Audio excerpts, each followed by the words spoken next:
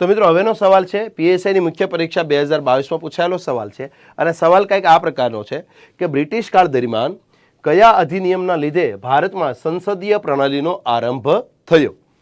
4 option આપ્યા છે, પૈકી ઓપ્શન એ છે ભારત સરકાર અધિનિયમ 1919, ઓપ્શન બી છે ઇન્ડિયન કાઉન્સિલ અધિનિયમ 1861, ઓપ્શન સી છે ચાર્ટર અધિનિયમ 1853 અને ઓપ્શન ડી છે ભારતનું નવું સંવિધાન. તો મિત્રો 4 ઓપ્શન જોતા પહેલા તો એ આઈડિયા આવી જશે કે અહીંયા ઓપ્શન ડી તો જવાબમાં આવવાની કોઈ સંભાવના નથી, કારણ કે અહીંયા આપણને સ્પષ્ટ કીધું છે બ્રિટિશ કાળ દરમિયાન. ઓકે, એટલે ભારતના નવા સંવિધાન જવાબ આવવાનો કોઈ સવાલ નથી રહેતો.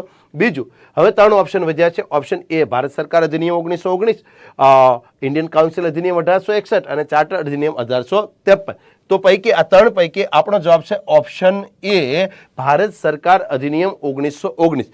મિત્રો ભારત સરકાર અધિનિયમ 1919 કયો તો પણ ઠીક છે, અથવા તમે એને મોન્ટેગ્યુ ચેમ્સફોર્ડ સુધારા અધિનિયમ તરીકે પણ ઓળખો છો.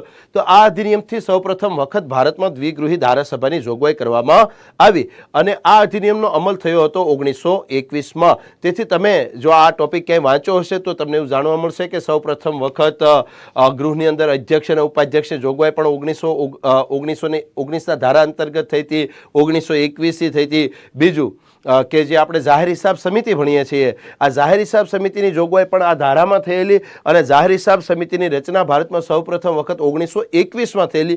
આ ટાઈપના ટોપિક તમારે વાંચવામાં આવ્યા હશે, કારણ કે અધિનિયમ 1919નો છે, પરંતુ આ અધિનિયમનો અમલ થયો હતો 1921માં અને તેથી મિત્રો અહીંયા આપણો જવાબ છે ઓપ્શન એ ભારત સરકાર અધિનિયમ 1919.